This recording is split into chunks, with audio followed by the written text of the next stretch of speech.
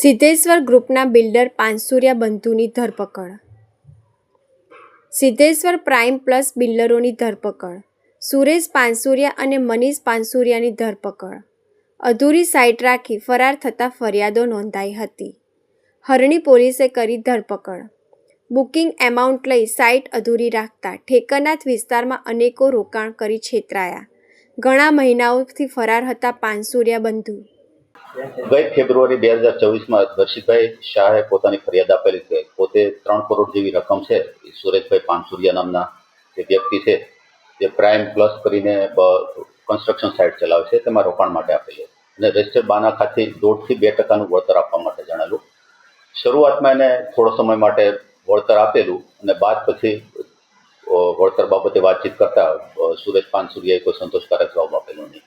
આ બાબતે એને અવારનવાર કહેવા છતાં તેને વળતર બાબતે કોઈ પ્રત્યુત્તર નહીં મળતા તેણે પોતે ફરિયાદ નોંધાવી છે અને સુરેશ પાનસુરિયા તેમજ તેના બીજા અન્ય 3 ભાઈઓ અને પોતાના દીકરાના નામનું જે બાનાખત છે તેનું નામ કરેલું આપેલું છે તેમના વિરુદ્ધ ચીટિંગની ફરિયાદ અને સાથે GPIDની ફરિયાદ આપેલી હતી.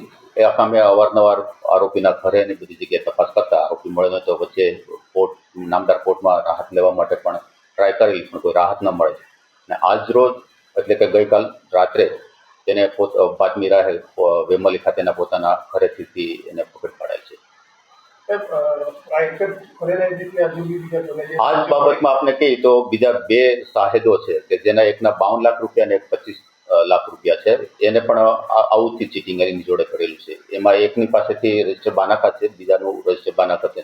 એને પણ તપાસમાં સામેલ એટલે ટોટલ 4.5 કરોડ જેવી ચીટિંગ કરેલી છે.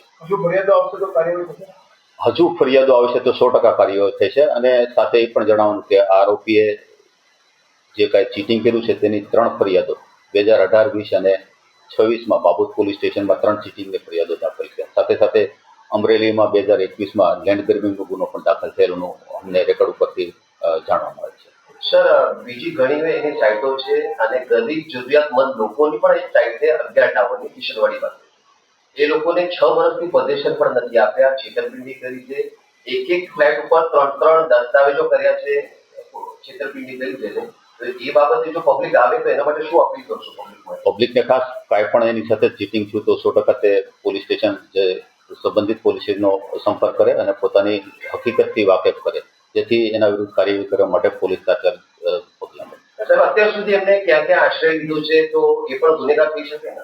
હા, પોતો અમરેલીના સાવરકુંડલા છે ત્યાં રહે છે, પોતાનો વતની છે એટલે પોતાના ઘરે અને આજુબાજુ પોતાના સમ વિસ્તારમાં થતો વાડી વિસ્તારમાં આશરો લેવાનું જણાવે છે અને હાલ પણ તેની આરોપીની પૂછપરછ શરૂ છે. નાણાં બાબતે પૂછતા કે પોતે મંદીને કારણે આર્થિક સંકળામણમાં આવી ગયો હતો, એની હિસાબે સમયસર પૈસા નહોતી આપ્યો, અત્યારે એવું રટણ છે. છતાં પણ ઇન્ટ્રોગેશન માટે અને વધુ તપાસ માટે નામદાર કોર્ટમાં રિમાન્ડ માટે રજૂ કરવામાં આવશે.